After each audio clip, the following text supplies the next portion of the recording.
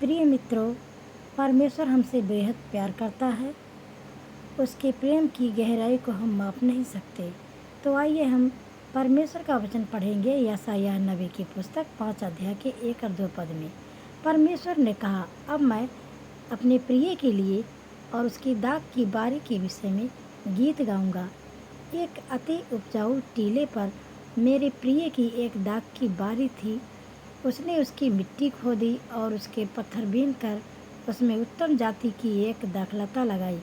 उसके बीच में उसने एक गुम्मट बनाया और दाखरस के लिए एक कुंड भी खोदा। तब उसने दाख की आशा की, परंतु उसमें निकम्मी दाखें ही लगीं। प्रिय मित्रों, इस वचन पर गौर कीजिएगा। सच में परमेश्वर किसान है और हम वो दाख की बारी हैं।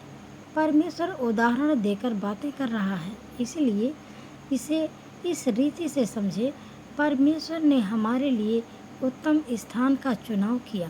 पहले अति उपजाऊ टीला का चुनाव किया गया। प्रियो, परमेश्वर हमसे बेहद प्यार करता है। ये सच है कि परमेश्वर हमसे बेइंतहा मोहब्बत करता है।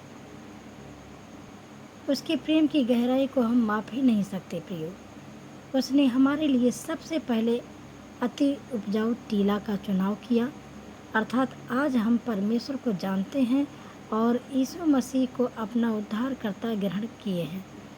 तो प्रभु ने एक उत्तम जगह हमको और आपको रखा है। हमने उसे नहीं चुना, लेकिन उसने हमें चुना है। प्रियो, यूहन्ना 15 अध्याय के 16 पद में हमारा चुनाव किसी विशेष उद्देश्य के लिए किया गया है। प्रियो, उसमें मिट्टी खोदी गई।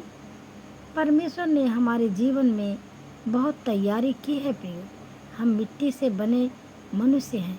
कई बार हमारे जीवन में कंकड़ पत्थर भी होते हैं, जैसे बुरी आदतें, बुरा स्वभाव, लेकिन प्रभु ने हमारे जीवन में तमाम गंदगी को अपने लहू से धोकर हमें शुद्ध किया। प्रियो, वैसे ही जैसे एक अंगूर के खेत से कंकड़ पत्थर निकाले गए, यदि हम अपना जीवन उसके हाथों में दे देते हैं, तब वह हमारे जीवन को बनाता है, तैयार करता है।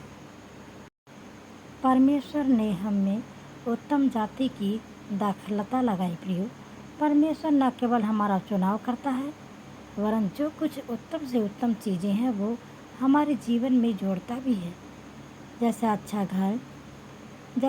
घर, अच्छा परिवार, अच्छा पति या अच्छी पत्नी, या फिर अच्छे बच्चे, रिश्तेदार, नौकरी, व्यवसाय आदि।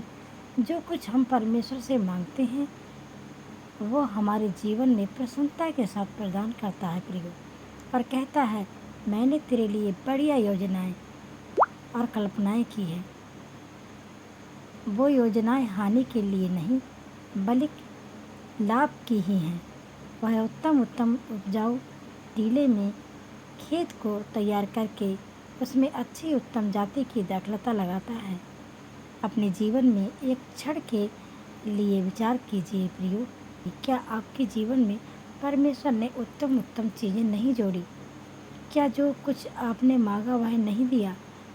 कैसे आपको उसने चुनकर अपने राज्य में शामिल कर लिया और अब तक चलाया और उत्तम से उत्तम चीज़ें खिलाया। इसी रीति से उस उपजाऊ टीले में परमेश्वर ने कोई भी निम्न दर्जे की या जंगली दाखलता नहीं लगाई थी। प्रियो, बल्कि उत्तम जाति की बढ़िया क्वालिटी की दाखलता लगाई। परमेश्वर ने हमारी सुरक्षा के लिए गुम्मट भी बनाया। उस दाख की बारी के बीच परमेश्वर ने एक गुम्मट भी बनाया, अर्थात एक मचान, जो बड़े बड़े खेत के बीच में बनाया जाता है, जिस पर बैठकर किसान पूरे खेत की निगरानी कर सकता है।